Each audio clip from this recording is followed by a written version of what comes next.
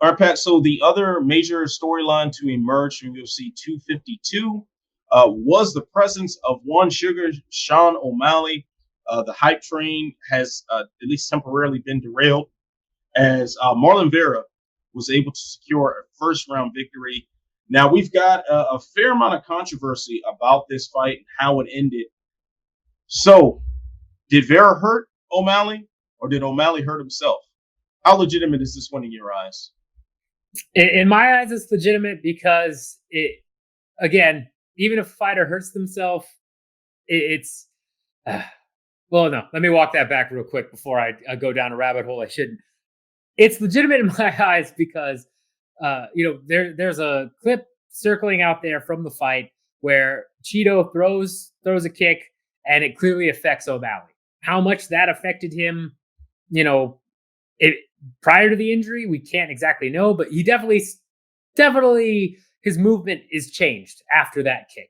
Whether it caused dead nerves, whether it just hurt in the moment and he would have been fine normally after another round, who knows? But the point is, he certainly did something that affected O'Malley's movement, and then O'Malley later clearly injured himself. So I think it's a combination. I think you could say that Vera basically hurt his leg and caused O'Malley to not be able to do his normal movement, and in the process, O'Malley then injured himself. But either way, it certainly, Vera did something to throw that movement off and hurt his leg prior to the injury. So I view it as legitimate. I thought the fight was just warming up, so it's sad to see that. O'Malley has had those problems before with his fight against Andrei Sukumtov. I'm worried. I'm with the group that is worried that he might be injury prone, especially because, again, that leg they don't know what exactly is wrong with it so far. I know they had done an MRI and it looked like everything was clear for his knee and things like that, but now they're looking at tendons and things of that nature to see if anything tore. But he doesn't have any fractures or anything of that nature as far as the doctors are concerned. So again, whether it was him thinking he could move in the same way after the Vera kick, or the Vera kick led to the eventual, exacerbation of that injury that then stopped the fight, you can't take it away from Cheeto. He did what he was supposed to do. And, it goes just like I wouldn't take away Weidman's win over Silva or Cannonier's win over Silva. Sorry, Anderson Silva. But yeah, I mean, they were caused by the other fighters. It wasn't just some freak accident. It wasn't a toe in the cage for Jake Ellenberger, I believe, or anything goofy. Yeah, Jorge Basketball. Yeah, wasn't anything like that. So, I think it's legit. I think Vera deserves all the credit on this one.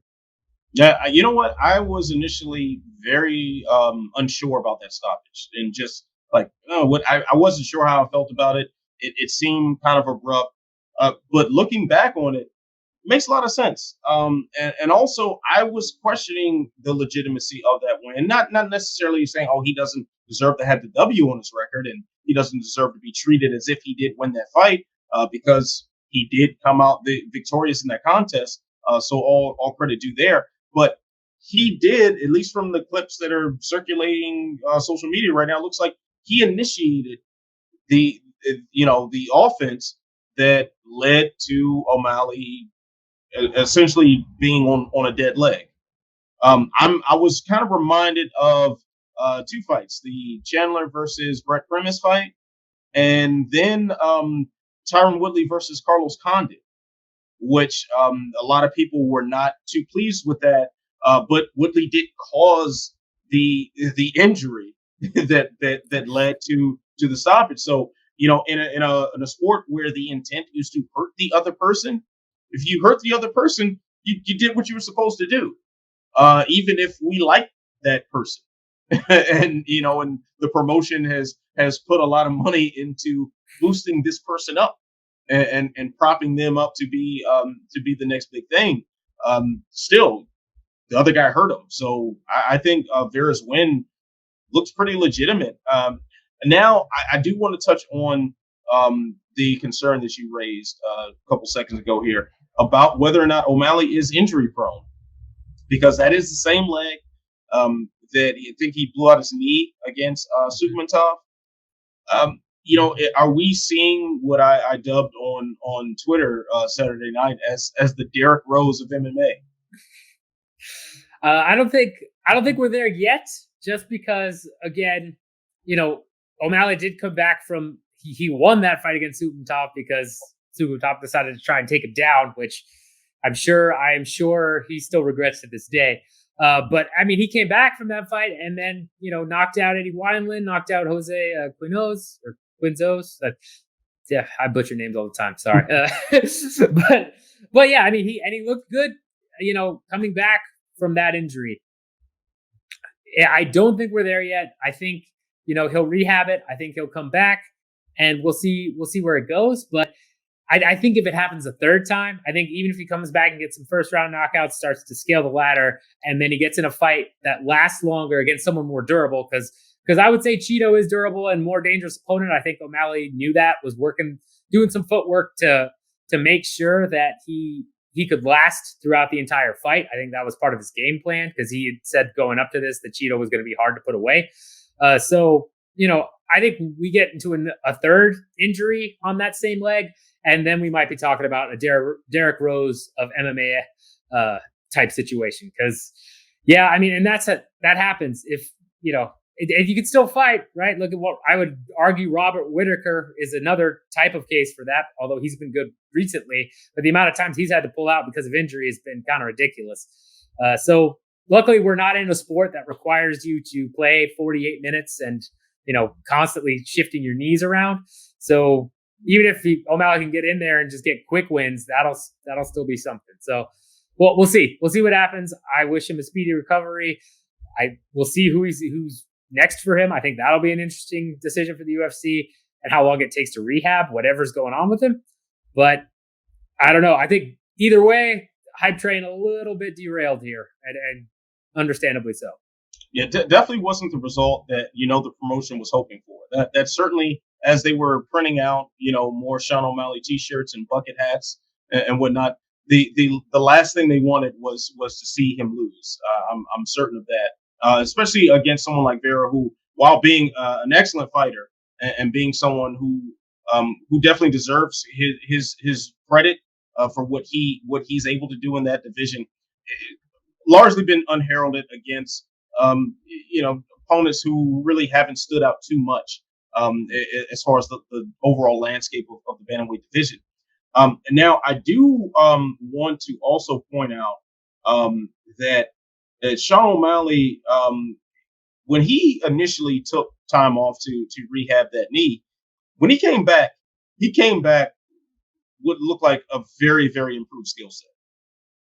We saw him put on an excellent performance unexpectedly at Quintet, and then to return to the UFC. And he had that Osterine scandal as well. Mm-hmm. But to return to the UFC and rattle off the quick wins that he did, and especially the one against Eddie Wineland, who was a former WEC champion, long-time mixed martial arts veteran, and noted for being one of the better boxers in the bantamweight division as well.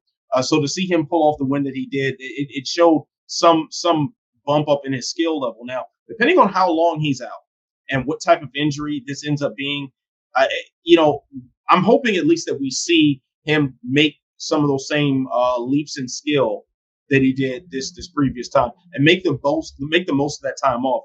We think back to another injury-prone fighter like Dominic Cruz, and how when he was able to come back, he looked spectacular almost every time out.